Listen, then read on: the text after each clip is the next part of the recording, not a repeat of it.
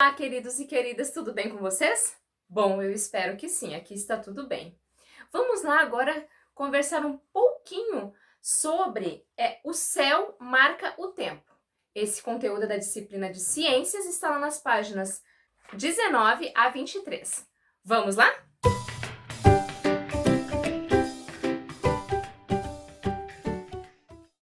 A gente consegue observar aí logo nessa imagem de abertura um calendário, né? Será que se a gente pegar lá nossa agenda, esse calendário ele é igual desse ano? Será que, por exemplo, a Profena está gravando essa aula no dia 22 de junho? Será que nesse calendário ele é o calendário de 2020? Ou será que esse calendário é do ano anterior ou anos anteriores? Né? Hoje é uma segunda-feira, dia 22 de junho de 2020. E nesse calendário aqui, que dia que é o dia 22 de junho? Dá uma observada aí para a gente dar sequência na nossa aula, tá? A função principal, gente, dos calendários é marcar a passagem do tempo para que possamos situar o momento presente em relação ao passado e ao futuro. Aqui tá dizendo assim, além do calendário, vamos explorar um pouquinho mais essa abertura desse conteúdo, tá dizendo assim, ó, já é hora do almoço? Mês que vem tem festa na escola? Este ano passou voando, daqui a pouco já é Natal de novo. Você já ouviu frases como essas? Usamos a passagem do tempo para organizar nosso dia a dia, marcar eventos futuros e lembrar do passado. Neste capítulo, você vai aprender como o movimento dos astros no céu influencia na contagem dos dias, das semanas, dos meses e do ano. Lá na página 20, queridos, nós temos ali um trecho do livro Pequena História do Tempo, de Sylvia Bowser. Eu não vou ler o texto para vocês, tá? Eu só vou comentar esse texto. Eu vou pedir para que vocês façam essa leitura em casa. Esse texto, ele aborda uma cena cotidiana ao amanhecer. A gente pode observar isso ali pela imagem, né? Agora, como que é possível saber a época dessa cena se o sol surge e se põe todos os dias, muito antes da espécie humana existir? Bom, a gente pode se localizar através dos ciclos celestes. E aí, a prof foi pedir ajuda para um professor muito querido lá da escola. É ele mesmo, Mo querido. Presta atenção no que ele trouxe para nós. Então, os ciclos celestes, eles são o conhecimento que as pessoas tinham, né, principalmente os mais antigos, sobre os astros. Então, a partir do ciclo dos astros, as pessoas conseguiam saber, por exemplo, qual era o tempo do plantio de cada tipo de cultivo. Eles conseguiam saber quando que era o período de caça de determinados animais. Então, esse ciclo ele se inicia muitos anos atrás, ainda lá na pré-história, né? E ele se estende até hoje, porque ainda hoje existem muitas pessoas, principalmente pescadores e agricultores, que baseiam a sua vida ainda nos chamados ciclos celestes, né? Lógico que com o advento aí dos radares, dos satélites, então muita coisa hoje é feito pelo satélite, né?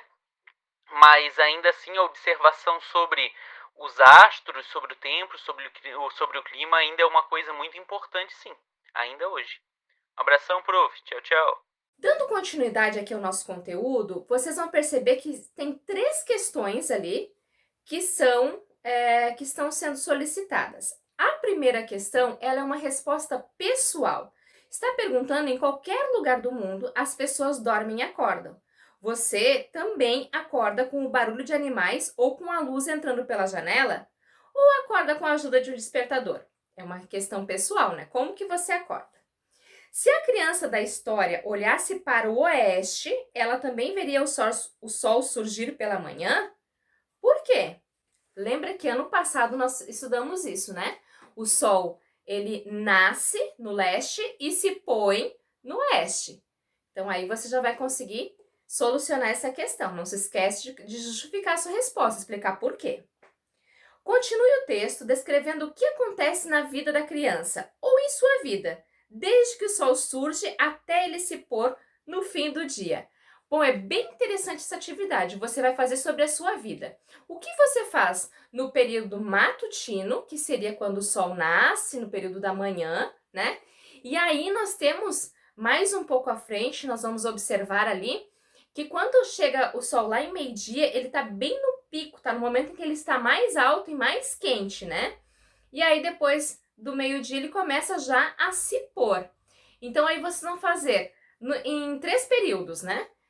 Matutino, vespertino e noturno. Matutino manhã, vespertino à tarde, depois do almoço, e noturno à noite, quando o sol já se pôs. No texto, a autora diz que essa cena pode ter acontecido ontem, ou há 1000 anos. Por que você acha que ela disse isso? Enfim, aí você vai ter que dar a sua opinião aí, né? Lá na página 21 tá falando sobre o sol e o dia. Uma dica importante, gente, que a gente nunca deve olhar diretamente para o sol, porque isso pode prejudicar os nossos olhos. Gente, o céu, ele inspira muitos povos, todos os povos de todas as épocas, e como os movimentos dos astros se expressam no cotidiano, tá? Eu vou ler aqui uma partezinha que eu achei bem interessante e resolvi separar para vocês, que traz uma explicação bem legal sobre essa curiosidade aí que a maioria das pessoas, né? A maioria aí diferente da época e o momento, e até essa fala que o professor Lucas trouxe para nós, vem a agregar aí esse conhecimento, né? Então, olha só.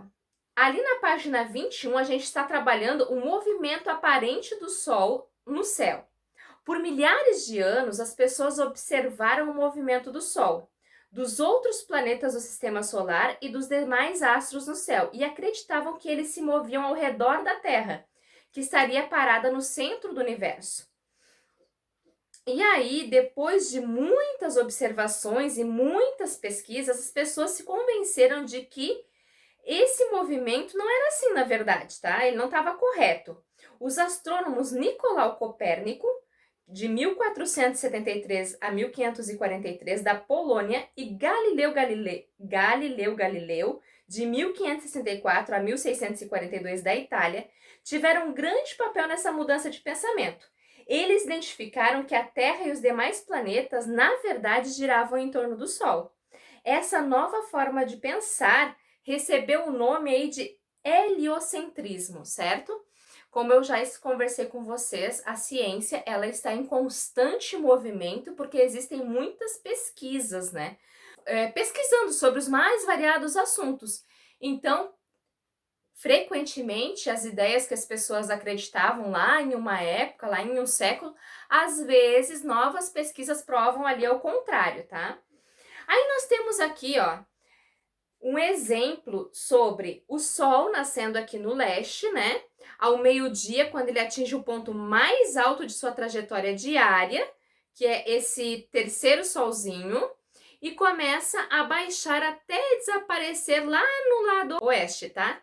Eu vou solicitar que vocês acessem a realidade aumentada aí que a Positivo traz na apostila de vocês, ok? Essa representação do movimento diário do Sol, esse movimento é aparente, ou seja, apenas temos a impressão de que o Sol que se move no céu. O Sol continua seu movimento aparente, então, de leste para oeste. Antigamente, ao observar o movimento do Sol no céu, muitas pessoas imaginavam que o Sol se movia ao redor da Terra, que foi essas informações que a Prof. Ana acabou de trazer para vocês, tá? E essa ideia aí, ela foi aceita por muitos séculos. Atualmente, a gente tem como base as pesquisas de Galileu Galileu e daquele outro pesquisador, o Nicolau Copérnico, que trouxeram o seguinte: o Sol não se move. Sabemos que o movimento diário do Sol é aparente, ou seja, o Sol não se move de leste para oeste. Temos essa impressão porque a Terra gira em torno de um eixo imaginário, como um peão ao redor de si mesmo. Esse movimento é chamado de rotação e ele é quem dá origem aos dias e às noites. Então tem uma representação bem bacana aqui, né, do movimento de rotação de um peão e aí esse eixo imaginário de rotação da Terra, que representa o movimento da rotação. Certo? Continuando aqui nossos estudos lá na página 22, gente. Por que então que nós não percebemos que a Terra gira? Bom, olha ao redor. A sala de aula está parada, não é mesmo? Afinal, se a Terra gira, por que não sentimos as coisas girando também? Não percebemos, mas a Terra gira o tempo todo sem parar nenhum segundo. Aliás, ela está girando nesse exato momento, com tudo que há nela, cidade, floresta, oceano e ser vivo. Até mesmo o ar gira com a Terra. Isso significa que você está se movendo pelo espaço sideral a mais de 1.600 km por hora. O movimento da Terra é um exemplo de que às vezes nossos sentidos nos enganam. Então, quem está dentro do veículo tem a impressão de que é a paisagem que se move, quando na verdade é o veículo que está em movimento, né? Algo bem interessante que eu li ali sobre essa questão aí, se a gente está girando ou não, né? É a seguinte, gente. Quando alguém diz que um carro está em movimento, essa pessoa quer dizer que o carro se move em relação à estrada, que está parada em relação ao carro. No entanto, se estivermos dentro do carro, nosso corpo se moverá com a mesma velocidade e teremos a sensação de estarmos parados.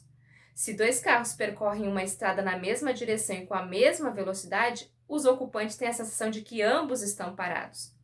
Assim, do ponto de vista científico, não é possível afirmar se algo está se movendo sem dizer qual é o referencial, isto é, em relação a que movimento acontece. Vocês entenderam? Então a gente precisa ter um ponto referencial para que a gente saiba aí qual é o movimento e de que maneira ele está acontecendo. Eu quero trazer outra curiosidade aqui para vocês, que é em relação ao sistema solar, tá? É mesmo mais a nível de curiosidade, de dica, aí que a gente vai acabar estudando isso ainda, tá? O sistema solar ele é formado pelo Sol e 8 planetas: Mercúrio, Vênus, Terra, Marte, Júpiter, Saturno, Urano e Netuno. Na época das discussões sobre os modelos, esses modelos, se a Terra girava, qual era o movimento da Terra aí, os planetas Urano e Netuno ainda não haviam nem sido observados. Olha que legal.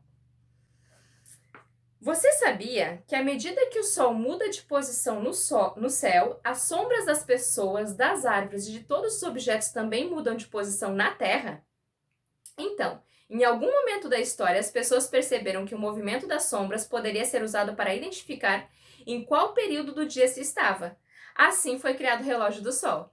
Nós já trouxemos esse relógio do Sol, né, lá para nossa aula.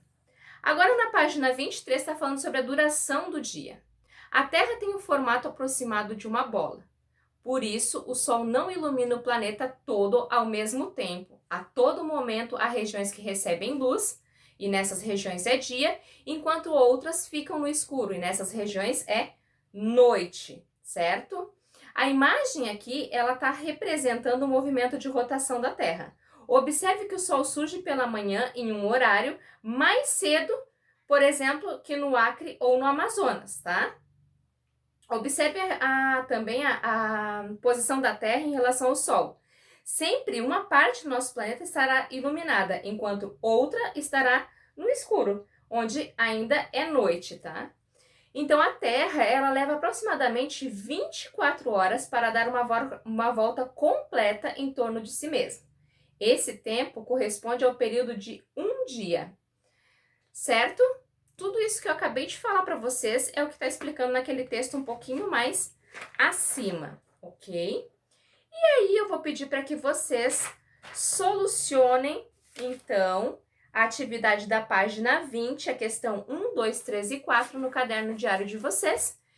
E nós continuaremos falando sobre esse assunto nas nossas lives diárias durante a nossa semana. Combinado? Bom, para a nossa aula de ciências hoje era isso. Espero que vocês tenham gostado. Deixe seu joinha aí no nosso vídeo e continue acompanhando o nosso canal. Beijos e até a nossa próxima aula.